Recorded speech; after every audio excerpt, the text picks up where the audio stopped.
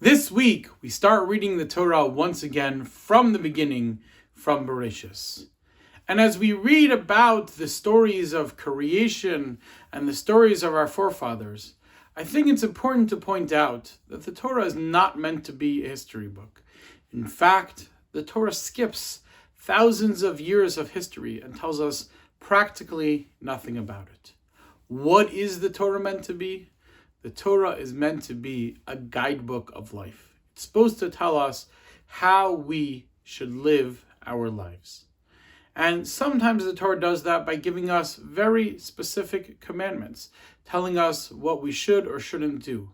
Don't steal, don't kill, keep Shabbos, keep kosher. And other times the Torah teaches us how to live our lives in a slightly different way, by teaching us the stories of our great forefathers, by teaching us the story of creation. All that was meant for us to look, to analyze, and to apply to our own lives. And therefore, every time we come across a story in the Torah, it's incumbent upon us to see what lessons we can learn from this story. And when we read about the story of creation, there's so many lessons that we can learn. But I just want to share a brief lesson with you today. After God creates man and woman, he puts them into the garden and he gives them one simple mitzvah, one simple commandment. He says, don't eat from the Eitz Hadas, don't eat from the tree of knowledge. And sure enough, they do. They eat from the tree of knowledge. And the Adam and Chava, Adam and Eve, both eat from the tree of knowledge. And God comes to Adam and he says, what's going on here? What happened? And instead of making assumptions, even though God knew exactly what happened, instead of making accusations, God comes to Adam first and asks him what happened.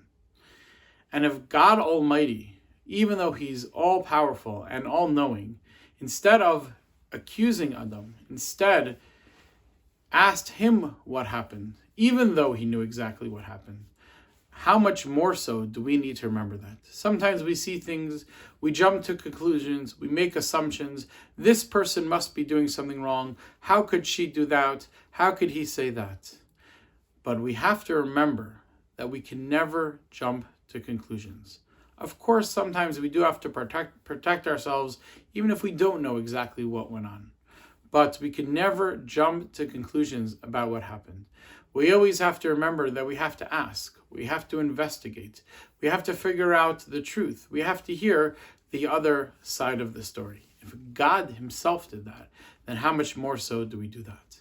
And if we do that, not only will we save ourselves from embarrassing situations where we made wrong assumptions, we'll learn to give people the benefit of the doubt. We'll learn to hold people in a higher esteem and not just make accusations or make false assumptions against them. And that will lead to saving us from embarrassment, and that will lead to the all-important situation of shalom, of peace in our communities. Have a great, great Shabbos.